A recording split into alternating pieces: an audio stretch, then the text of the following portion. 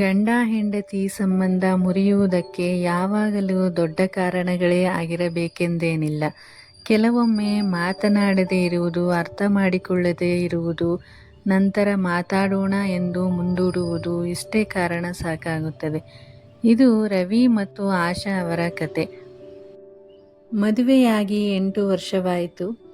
ಮೊದಲಿನ ದಿನಗಳಲ್ಲಿ ಇಬ್ಬರೂ ಗಂಟೆಗಟ್ಟಲೆ ಮಾತನಾಡುತ್ತಿದ್ದರು. ಪ್ರತಿದಿನ ನಡೆಯುವ ಸಣ್ಣ ಸಣ್ಣ ವಿಷಯಗಳನ್ನು ಇಬ್ಬರೂ ಹೇಳಿಕೊಳ್ಳುತ್ತಿದ್ದರು.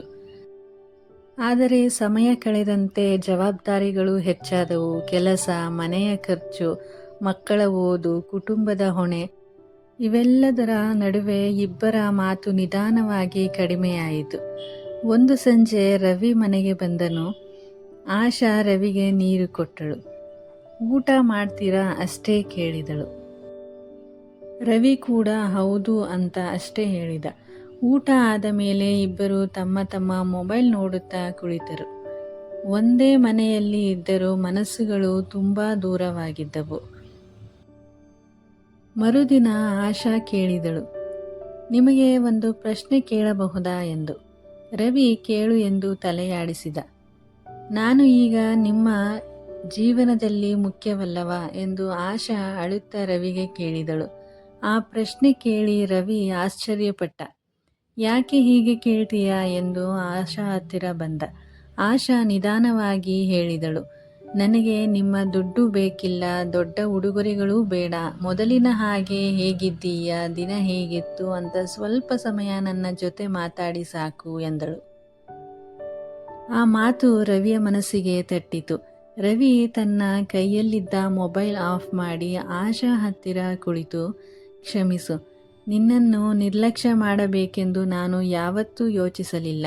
ಜೀವನದ ಓಟದಲ್ಲಿ ನಿನ್ನ ಜೊತೆ ಮಾತನಾಡುವುದನ್ನೇ ಮರೆತು ಬಿಟ್ಟೆ ಎಂದು ಆಶಾ ಕೈ ಹಿಡಿದನು. ಆಶಾ ಏನೂ ಮಾತನಾಡಲಿಲ್ಲ. ರವಿ ಮಾತು ಕೇಳಿ ನಗುತ್ತಾ ರವಿ ಹೆಗಲಿಗೆ ಹೊರಗಿದಳು.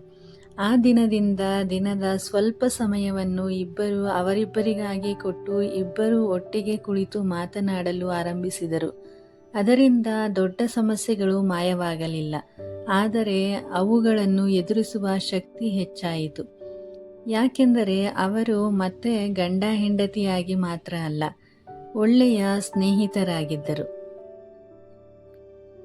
ಸ್ನೇಹಿತರೆ, ಈ ಕತೆ ಕೇವಲ ಮನರಂಜನೆಗಾಗಿ ಅಲ್ಲ, ನಮ್ಮ ಸಂಬಂಧಗಳಲ್ಲಿ ನಂಬಿಕೆ, ಪ್ರಾಮಾಣಿಕತೆ ಮತ್ತು ಮಾತಿನ ಮಹತ್ವವನ್ನು ನೆನಪಿಸುವ ಒಂದು ಜೀವನದ ಪಾಠ.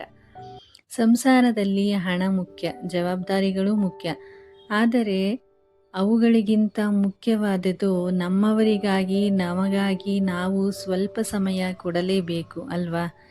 ನಿಮ್ಮ ಜೀವನ ಸಂಗಾತಿ ಮಾತನಾಡುವಾಗ ಸಲಹೆ ಕೊಡುವುದಕ್ಕಿಂತ ಮೊದಲು ಅವರ ಮಾತನ್ನು ಸಂಪೂರ್ಣವಾಗಿ ಕೇಳಿ. ಕೆಲವೊಮ್ಮೆ ಹೇಗಿದ್ದೀಯಾ, ನಿನ್ನ ಜೊತೆ ನಾನು ಇದ್ದೀನಿ, ಕ್ಷಮಿಸು, ಈ 3 ಮಾತುಗಳು ಯಾವ ದೊಡ್ಡ ಉಡುಗೊರೆಗಳೂ ಮಾಡದ ಕೆಲಸವನ್ನು ಮಾಡುತ್ತವೆ. ಆದ್ದರಿಂದ ಇವತ್ತೇ ನಿಮ್ಮ ಜೀವನ ಸಂಗಾತಿಯ ಜೊತೆ 10 ನಿಮಿಷ ಕುಳಿತು ಮಾತನಾಡಿ. ಆ 10 ನಿಮಿಷ ನಿಮ್ಮ ಸಂಬಂಧವನ್ನು ಇನ್ನಷ್ಟು ಗಟ್ಟಿಗೊಳಿಸಬಹುದು. ನಮ್ಮನ್ನು ಪ್ರೀತಿಸುವ, ನಮಗಾಗಿ ಜೀವ ಕೊಡುವ ಜೀವಕ್ಕೆ ಸ್ವಲ್ಪ ಸಮಯ ಕೊಡುವ ಮೂಲಕ ಖುಷಿಪಡಿಸೋಣ. ಈ ವಿಡಿಯೋ ನಿಮಗೆ ಇಷ್ಟವಾದರೆ ನಿಮ್ಮ ಆತ್ಮೀಯರೊಂದಿಗೆ ಶೇರ್ ಮಾಡಿ ಮತ್ತು ನಮ್ಮ ಚಾನಲನ್ನು ಈಗಲೇ ಸಬ್ಸ್ಕ್ರೈಬ್ ಮಾಡಿಕೊಳ್ಳಿ. ಸಪೋರ್ಟ್ ಮಾಡಿ. Thank you.